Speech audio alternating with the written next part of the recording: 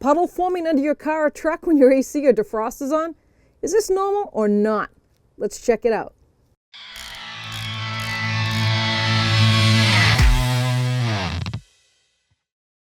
And don't forget to check out 1aauto.com for all your automotive needs.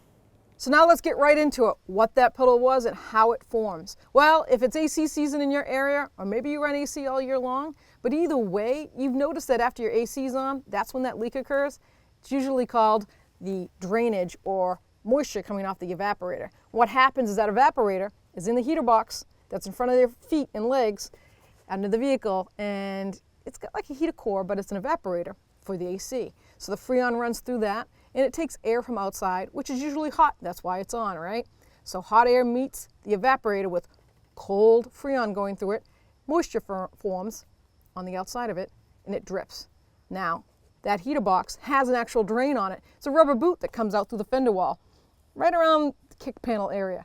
And that rubber boot, the water drains, boop, boop, on the ground, and you form a puddle. And here on the napkin, you can see when you put it in water, it's actually wet, but it's clear.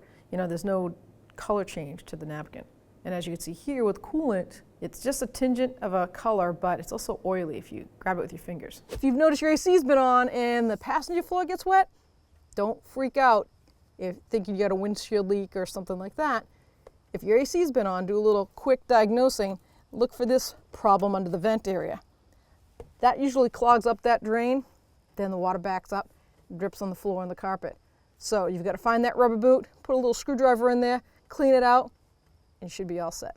Another question I get quite often about AC is, man, my AC worked on Monday. It was blowing beautiful, like 48 degrees. It was pretty cold.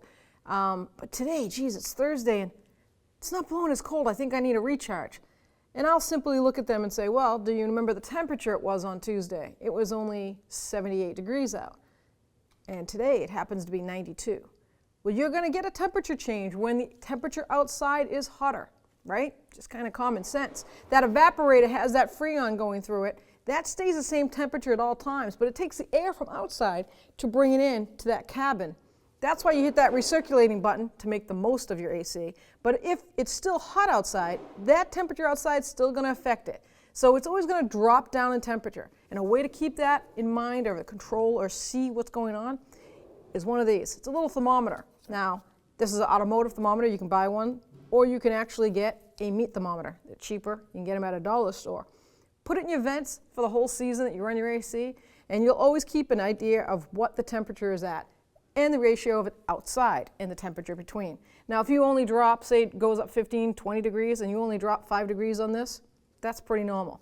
But say for 4 days in a row, and it got down to 75 or 78, and this thing was still only at 60, well, now you have an AC problem. Maybe you have a leak. So the Freon is long gone.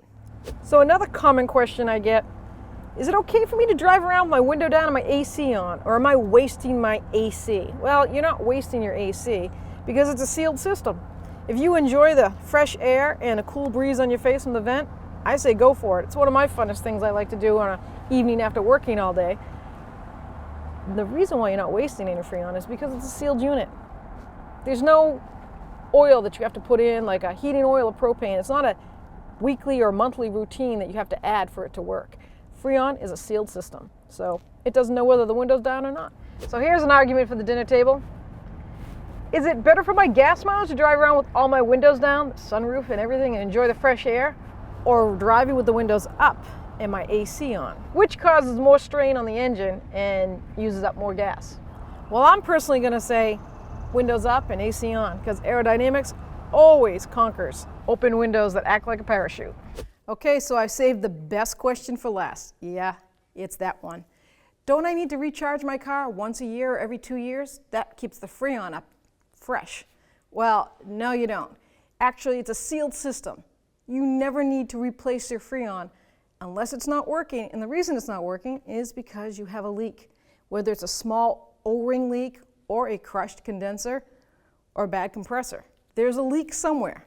This can is not going to fix it. That is why the government made it federally regulated. And these machines come into play now for all certified technicians, is because the Freon has shown signs to contribute to the ozone. So every time you put one of these cans in and you have a leak, it's just going to keep going in the atmosphere. the bottom line is you're wasting your money and your time, which is worth money as far as I'm concerned.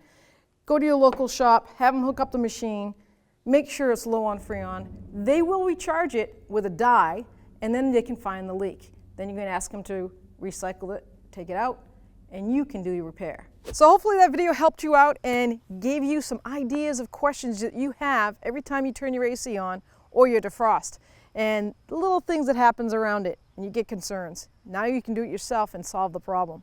If you're not a subscriber, please subscribe, and don't forget to ring that bell, because then it turns on all your notifications and you won't miss any future videos. I don't know what to say. Questionnaire kind of about AC conditioners. AC conditioners, because there's more than one in a car and causes a fuel mileage. Hi, Andy.